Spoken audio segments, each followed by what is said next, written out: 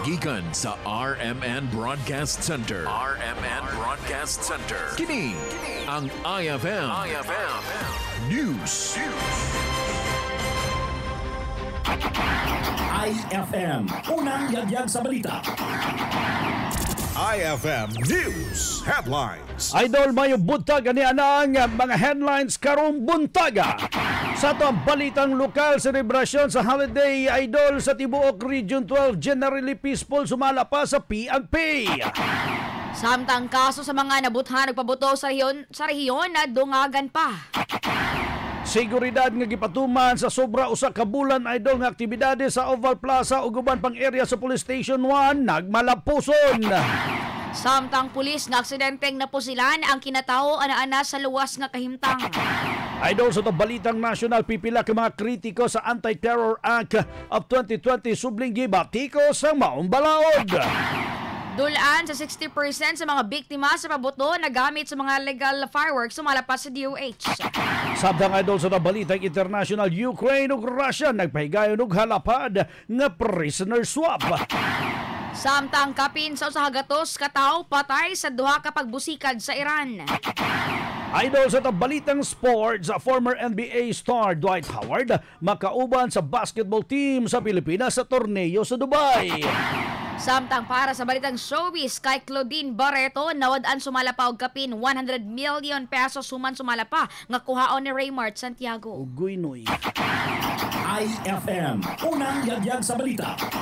Sergeant, may buntag ug welcome sa unang yagyag sa mga balita, second edition ning adlaw Idol nga Webes sa 4 na ni bulan sa Enero tuig 2024.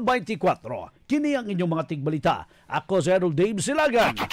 O kinausab si Baby Lalat. IFM, unang yagyag sa balita. IFM News Lokal.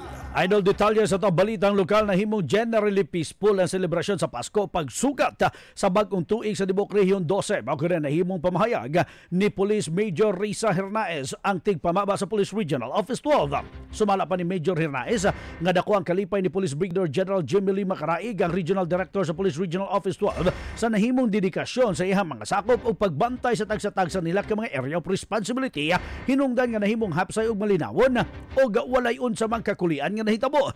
Dugang pa ni Major Hernaez nga tungod sa hugot nga pagbantay sa Tibuok Rehiyon sa mga pulis, miresulta kini sa pagkakumpiska sa mukabat 3,000 ka mga illegal nga pabuto kon 272,000 ka pesos nga kantidad.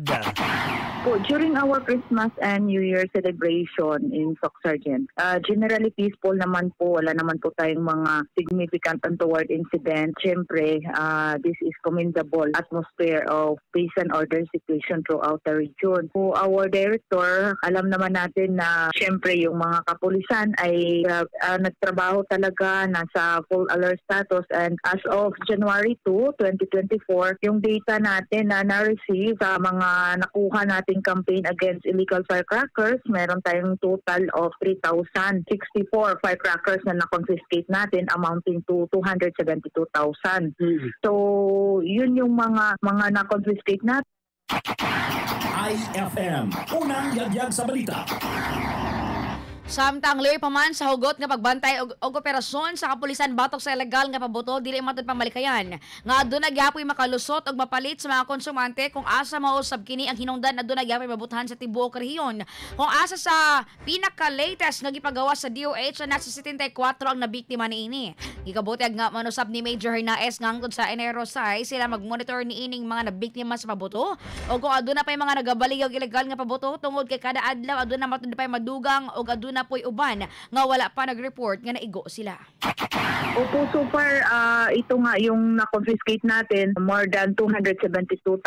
So lahat ito ay galing sa different province ng Region 12. Tinitingnan pa natin dito kung minomonitor pa natin. So far, mula kahapon, hindi na ito nadagdagan. Wala na tayong nare-receive na report.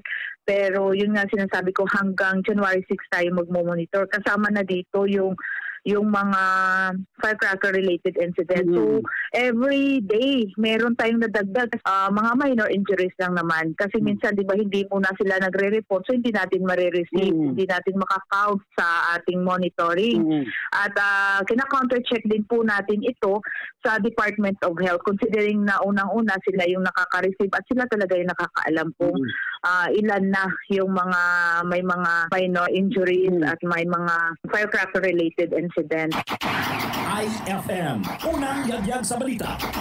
Idol, alas 7:41 na ang katong oras. Gipaklaro mo usab ni Major Hirnaes ka idol nga sa karon na wala pa'y gipakanaog nga kamandungan ng Police Regional Office 12 kung kanusa ipahiga ng distraction sa mga nakumpiska nga mga pabuto. Wala usab na sayod kung isahon na ba ang tanan sa regional headquarters o ang distraction sa mga pabuto o baka matag provincial o city police officers na lang ang pagguba ni ini aron nga masigurong dili na kini magamit. Samtang gikalipay man usab ni ini nga walay bisan usa ka insidente nga natala sa Tibok Rehiyon 12 og kaso sa saag gabala o kaso sa mga indiscriminate firing gikan sa sibilyan o sa tropa sa gobyerno. Regards to the distraction, yun pag tinitingnan natin kasi nga mula pa ito sa lower, so baka isahin natin yung pag-distract nito. Wala pa naman tayong guidance doon at tinitingnan natin kung every province na lang ba or talagang ipunin natin dito sa regional headquarters para ma-distract yung mga firecracker. So tayo ngayon nakafocus po tayo sa doon sa mga firecracker related incident considering na patuloy pa tayong nagmo-monitor. So until January 6 yun. So most probably yung distraction natin ay hanggang matapos na din yung ating monitoring sa firecracker related incident para isahan na lang if ever. Or either depende sa guidance ng ating regional director kung doon na lang sa kanya-kanyang province. Wala po tayong ma-reported na may mga stray bullet. Yun ang pinagpapasalamat natin dahil wala po talagang report na ganon at illegal use of firearm.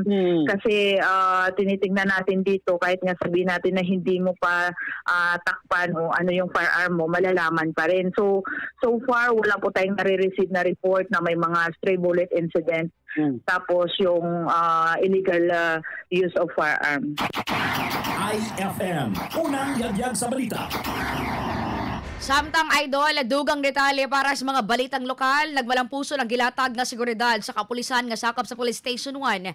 Sa sobra o sa kabulan nga selebrasyon sa Paskuhan sa Jensan, hangtod na sa selebrasyon sa Pasko ug bagong tuig sa ilahang Air of Responsibility mao kinanahimang pamahayag ni Police Captain Jomar Dongge, ang Deputy Station Commander sa Police Station 1. Sumala pa ni Captain Dongge nga gawas sa mga pipilak mga insidente sa pagpanuot o nangawala nga mga gamit sulod sa Oval Plaza. Wala na major incident nga natala sa kapulisan sa Police Station 1. Gani bisan pa man ang pagpatuman sa City Ordinance nga bawal ang pagpanigarilyo o paggamit og vape sa pampubliko nga lugar.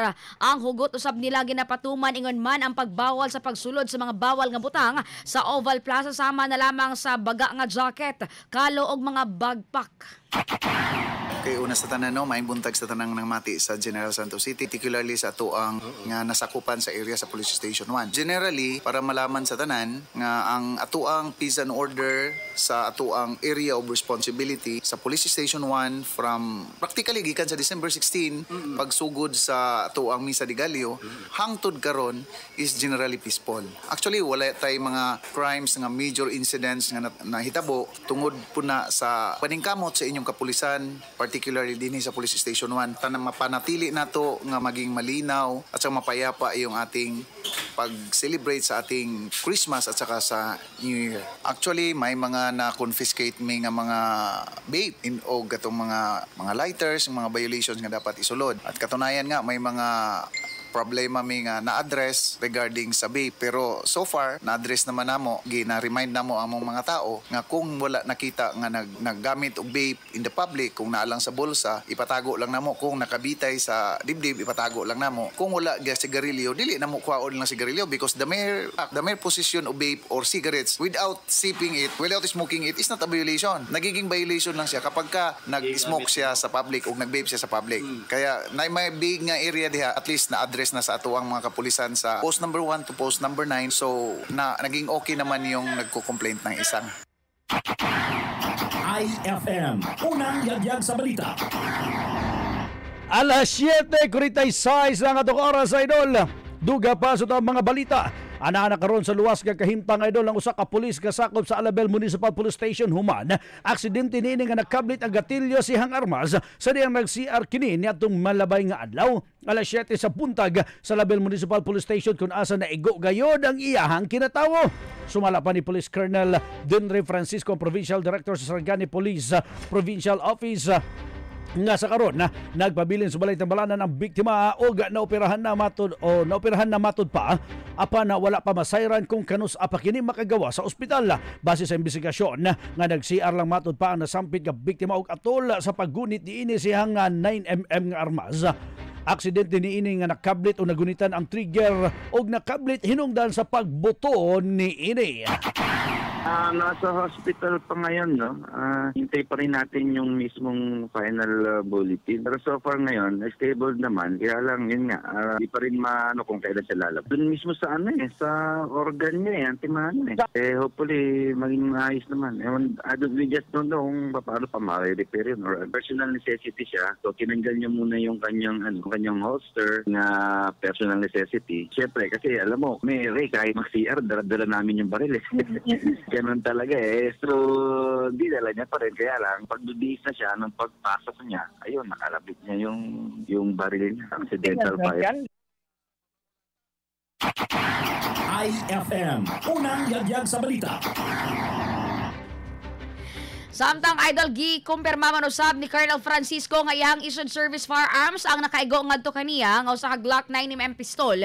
Kung asa mamatod pa kini ang dugay nang gina-issue sa kapulisan. Samtang giangkon usab sa nasangpit nga pulis nga wala gyud safety sama sa ubang pusil. Ang nasangpit nga armas ug ang safety niini nga nasa iyang trigger nga ang problema matud pa kay ang trigger gyud ang naguritan sa nasangpit nga biktima hinungdan nga mibuto.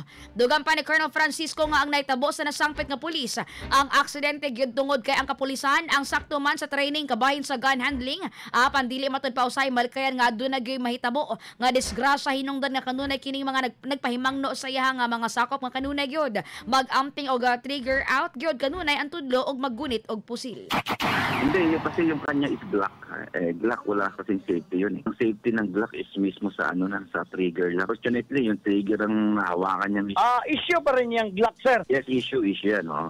Bagong issue, sir? Issue talaga yan ng PNP since ilang taon na rin na ginagamit siya ng mga kapulisan natin. Iba-iba. Meron kasi kami, iba-iba kasing barilang nagiging issue natin. Meron kaming Beretta, may Taurus. Depende kasi sa procurement natin. Kung ang lumalabas, minsan nananalo yung Glock, yung Taurus. So, iba-iba, iba-ibang brand. Kasi yung baril naman, yan tested and proven naman yan pagdating sa safety. So, happen na talagang aksidente kasi, sa tao na rin sa mga tao na rin natin. Yung mga tao na rin natin, may mga training din naman yan. Kaya lang, minsan talaga aksidente, hindi natin naiiwasan. Kaya lagi namin pinapaalala, na mag-ingat talaga. Lagi nga natin na pag ang baril, hawak mo, laging trigger finger out. Kasi hindi natin alam kasi yun nga, minsan aksidente. Yung pala, yung kalabi, yung paghawak mo yun na mismo yung trigger na nakalabit mo. Ano na nangyari? IFM, unang yagyag sa balita. Idol, alas 7:49 na ang atong oras. Amang oras atod kanato sa Liver Aid Silmarit Capsule. Protektahi ang inyong atay. Pinaagi, idol, sa pag-inom og Liver Aid para malayo ka sa sakit sama sa fatty liver disease, alcoholic hepatitis og liver cirrhosis. Mga sakit nga makuha nimo tungod sa sobra pag-inom og ilim no magabog o pagkaon ng mga tambok ng mga pagkaon. Human gyud ang imong kalipay, idol, og di ka bagbago aron na malipay ang atay. Gikanahanglan og proteksyong Liver Aid, ang Liver Aid Silmarin Capsule. Kaya ang Silmarin na, idol, sa Liver Aid ang adunay antioxidant nga maghatag og proteksyon sa imong atay. Gikan usab kini sa herb natural hinungdan nga safe. May bisyo man wala, hilig man mo inumo dili, mas maayo nga adlaw-adlaw inumon ang Liver Aid Silmarin Capsule para walang latay sa atay. Mas enjoy ang pamumuhay. Hinungdan nga mga liver lovers, mag Liver Aid na para sa kalusugan ng atay. Ang Liver Aid Silmarin Capsule ang mapalit sa mga butika sa inyong mga lugar nationwide. IFM, unang yagyag sa balita. Alas 7:50 na ang atong oras. Detalye idol sa tuwang balitang. IFM News National. Idol, subling gibatikos karon sa mga kritiko ang Anti-Terror Act of 2020 humaan nga nagpagawa sa Korte Suprema og guidelines sa maong balaod. Sumala pa sa mga kritiko nga tumong lamang sa maong balaod nga pahilumo ng mga oposisyon og dili ang terorismo. Ang pamahayag ni Bayan Muna Representative o Bayan Muna Chairperson Attorney Nery Colmenares nga may balik ang chilling effects sa balaod batok sa mga kritiko sa gobyerno. Nasayar nga gipagawa sa Korte Suprema ang Rules of the Anti-Terrorism Act 2020 and related laws kung asa nakalatid sa mga probisyon ang pagpatuman sa balaod nga una nang giaprubahan sa nakalabay nga administrasyon. Nakalatid usab sa mga balaod nga ngayon aprobado sa Court of Appeals ang paggamit sa mga law enforcement agency sa mga service providers alang sa mga impormasyon sama sa text messages o gidudahan ng mga terorista ilalom sa Terrorism Act. Luy pa man ini gigabot usab sa Department of Justice ASEC Miko Clavano nga welcome kanila ang mga rules sa Korte Suprema. IFM, unang yagyag sa balita. Misa ka na sa 567 ang total sa mga nahimong biktima sa mga pabuto gikan na itong pagsaulog sa Pasko hangtod na sa pagsugat sa bagong tuig. Sa datos sa DOH, anaa sa 59.52% sa ihap sa nahimong biktima naggamit sa mga legal nga pabuto. Gibutyag usab sa buhatan sa mga panglawas nga ang labing bata ang nahimong biktima ang pulo ka bulan pa lamang nga taga Metro Manila human nga nabuthan sa Kuwitis. Gibutyag sa buhatan nga posible nga maduagan pa ang ihap sa biktima tungod nagpadayon pa ang ilang pagpangulikta og datos gikan sa nagkanda ang hospital sa nasod sa mga mahimong biktima sa pabuto. IFM, unang yagyag sa balita.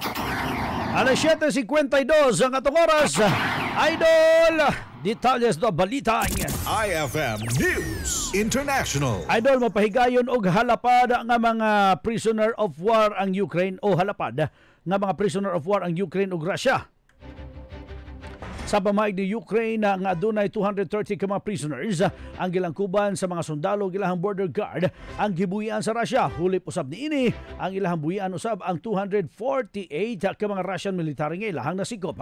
Sumala pa nga mga prisoner swap ang gilangkuban sa United Arab Emirates nga gikonsidera nga labing dako nga prisoner swap human nga atakihon sa Russia ang Ukraine ni adtong Pebrero 2022. Gipasalamatan usab ni Ukrainian President Volodymyr Zelensky human ang nahimong luwas nga makauli ang kapin 200 ka mga Ukrainian gikan sa kamot sa Russian Ministry of Defense.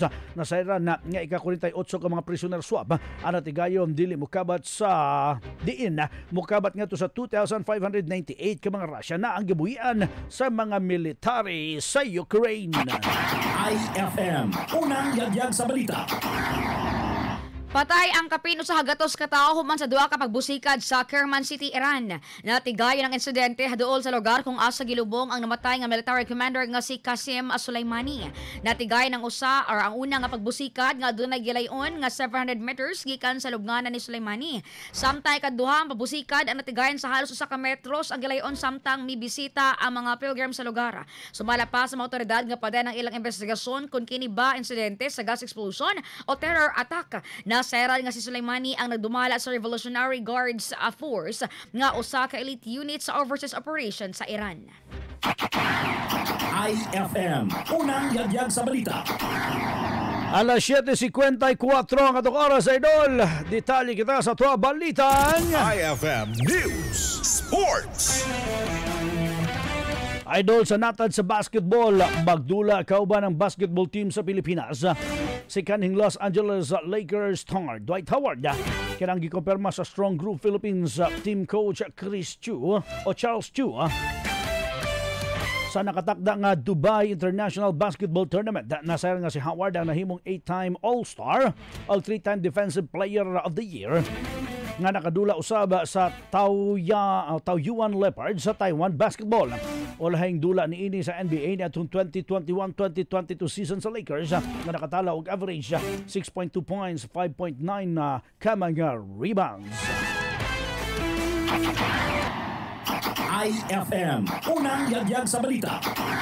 IFM News Showbiz. Idol sublig magkita sa korte ang kanhing magtiayon nga silang Claudine Barreto o Raymart Santiago. Kani human nagibutyag ni Claudine ang mga bugat nga pasangil kang Raymart lakip na nini ang pagpasaka og kaso sa Violence Against Women and Children Convulsy, annulment, custody battle og money and property issues. Gikabutag usab sa actress nga tungod kang Raymart nakasinati kini og battered wife syndrome og post-traumatic disorders. Gawas niini gibutag usab ni Claudine nga gikuha ni Raymart ang dakong nga ipon ni ini sa mga nakalabang teleserye nga miabot og 100 million. Pagbutag pa sa mga aktres nga gibilin kaniya ni Raymart maong 25,000 pesos na kantidad apan paglabay sa pila ka bulan nagbalik lamang kini og 7 million out of 100.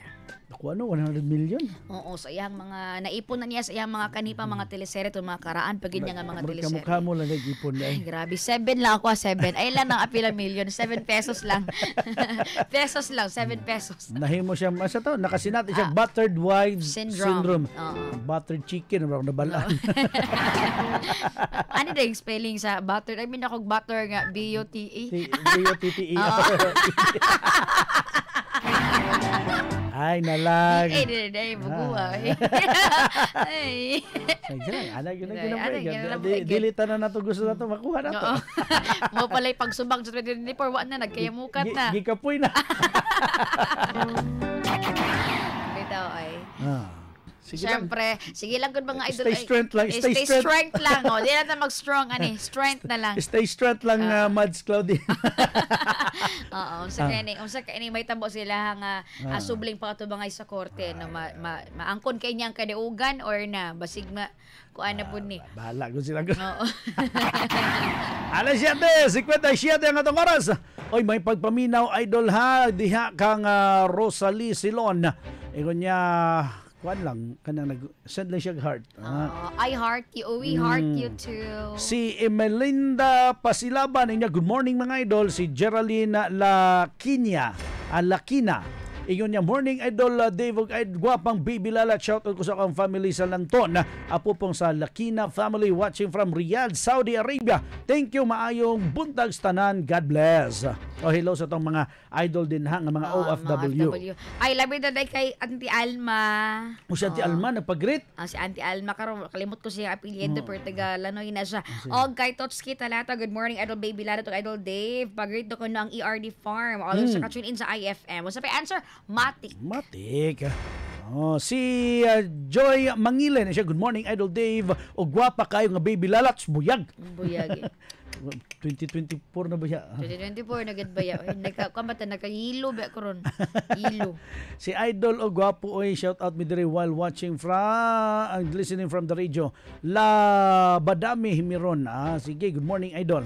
Si Evelyn Perez Duenas. Ingon niya, good morning idol, paki-uli sa IFM card, thanks. Paki-uli. kasi asa dahil ako nagikuha na kayo. Paki-ulit siguro na yan. Wala pa mi nagbunot idol ha, og IFM card number. Hello din kay Ma'am Baby Lisa Celo, dra sa CFCI. Sa CFCI. Si ba, di ba na si CFCI?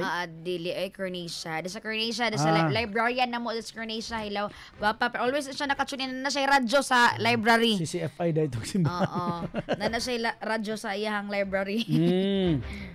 Hello sa inyo, good morning. O siyempre sa mga nangaon karon din sa Gingging Itiri, good morning sa inyo ha. Og idol sa mga nagpalit, nagpila diha og bugas sa Starlin Bugasan, good morning usab sa inyo ha. Sa Silingan nga kanang Syupawan dira, may pagpaminaw o sa tubangan nila nga mga tindahan, good morning kay kusog kay nilang radyo din ha Starlin. Siyempre diri sa mga gasoline station sa Jensen, dili lang man isa ka gasoline station ang mga namino sa tuagod, halos kadaghanan ng mga gasoline station. So kanang Velox always sa IFM na siya diha sa may barangay Apupong nga. Og siyempre sa Focal Store og Shello and Cyril Bike Shop. Tama na siguro to. Tama na siguro to. Na-insakto na gini mo. Tama na to. O kang saan siya? Mary Rose Cabatino, inya Happy New Year, pa-shoutout na siya sa Pinungan family, Cabatino family o sa tanang naminaw karon diri sa Mailitan 1, Barangay Sinawal, ang hometown ni Kuan, ang home court ni Tintin, Sinawal, Litan. Si Badigunda Tuban niya, good morning idol Dave ug idol Baby Lalad, watching from Manzanita Street, God bless you, Manzanitas USA. Wow.